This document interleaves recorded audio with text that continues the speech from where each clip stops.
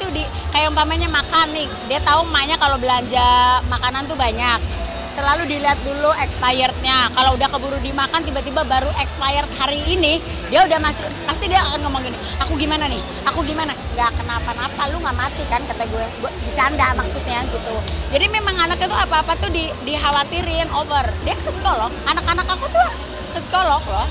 Karena anak-anak sekarang tuh memang beda sama kita dulu tuh orangnya kuat. Kalau anak-anak sekarang tuh lebih lemah kalau menurut aku. Nggak ada di anak-anak apa-apa say. Lu aja jangan suka lebay. Kadang-kadang kan gini, anak-anak kalau sama kita mungkin ada yang nggak terbuka. Kalau sama psikolog kan nanti ada sesinya tuh, sesinya mereka. Nanti anak-anak datang sendiri, nanti ada sesinya kita, aku doang.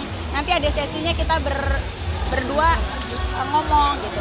Oke lah. Menanggapi kasus yang baru-baru ini terjadi dari artis yang bernama Devano, kira-kira apa sih yang dialami dari Devano sehingga dia mudah sekali terserang rasa cemas ataupun merasa panik ketika mengalami suatu penyakit, ketika mengalami suatu gejala, ataupun ketika baru mengalami sesuatu yang dianggap berbahaya.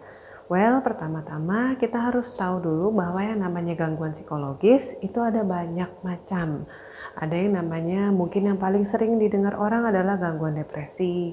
Ada juga yang namanya gangguan psikotik, gangguan disosiatif misalnya, gangguan perkembangan, hingga yang juga sering ditemukan adalah gangguan kecemasan. Gangguan kecemasan pun terdiri dari beberapa turunan lainnya yang lebih spesifik seperti itu. Beberapa orang memang menunjukkan perasaan cemas yang tinggi, tapi belum sampai tergolong sebagai gangguan. Sehingga memang perlu pemeriksaan lebih lanjut apakah orang tersebut sudah bisa tergolong dan terdiagnosa seseorang yang mengalami kecemasan atau gangguan kecemasan seperti gangguan kecemasan menyeluruh. Selain itu, kita pun belum tahu seberapa berat pengaruh dari gejala kecemasannya mempengaruhi kualitas hidup dan fungsi hidup dari orang tersebut kalau tidak melakukan asesmen. Misalnya hanya dari satu contoh saja seperti yang dialami oleh Devano, yaitu dia pergi ngecek untuk sesuatu yang dia alami berupa sebuah gejala, misalnya gejala dari suatu penyakit, dia langsung ngecek seluruh tubuhnya dan langsung ke dokter, tapi apakah dia sampai mengalahkan jadwal kerjanya, atau dia sampai nggak bisa tidur, atau mungkin dampak-dampak sampai nggak bisa makan, ataupun jadi gampang marah karena kepikiran terus sama penyakitnya, itu kan perlu diukur semuanya. Kalau misalnya hanya sekedar, oke, something wrong, aku bisa ngejalanin kehidupanku masih dengan baik dan dengan stabil, tapi aku juga perlu ngecek nih, kayaknya aku butuh ngecek, berarti masih dikatakan kategorinya masih bisa berfungsi dengan baik atau dengan kata lain masih dianggap normal. Terakhir, apakah sebenarnya langkah yang diambil oleh ibunda dari Devano sudah tepat?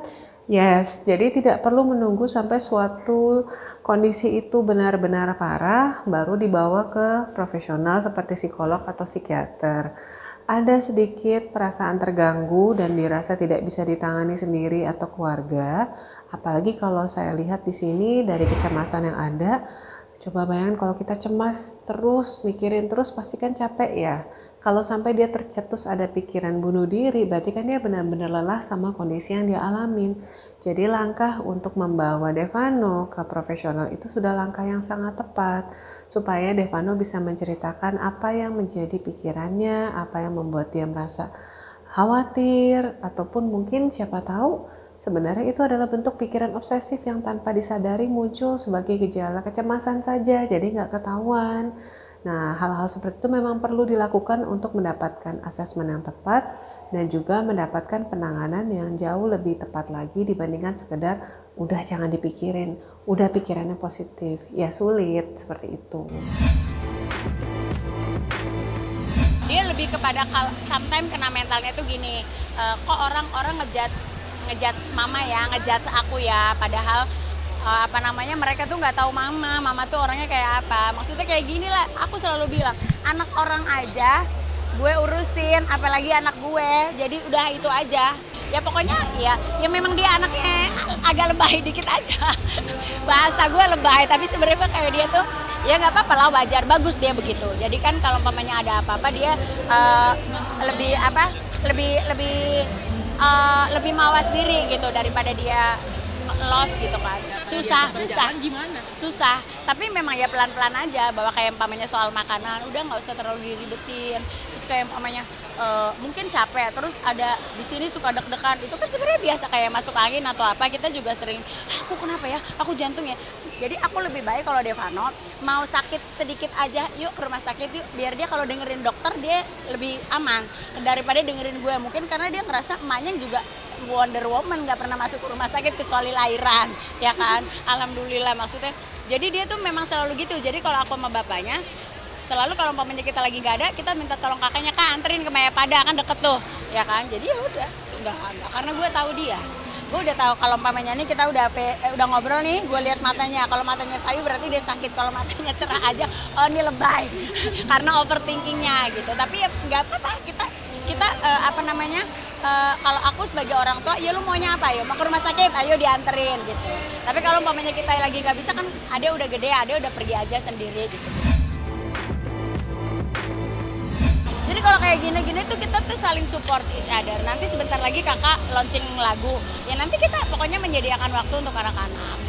Every weekend kayak gini, tapi walaupun mereka udah punya pacar, tapi tetap perginya sama kita dulu. Berapa lama nanti kabur masing-masing, kayak sekarang ada ponakan-ponakan, ada adik-adik aku. Keluarga gue tuh emang ngebonding, ya gak gimana-gimana. Daripada nggak punya pacar, ya kan. Nggak apa-apa lah, itu masa remaja, nggak apa-apa, itu wajar banget. Ngelepas banget belum.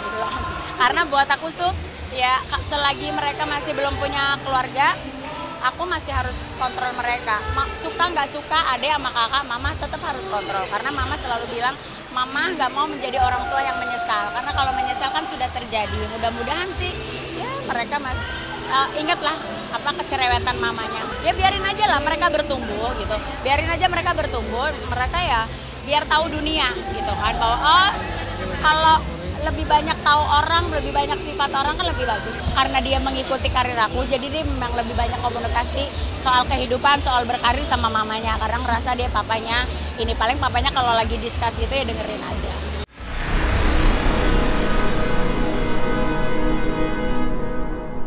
Jadi jangan lupa untuk subscribe Cumi Cumi. Ditekan ya tombol lonceng merahnya.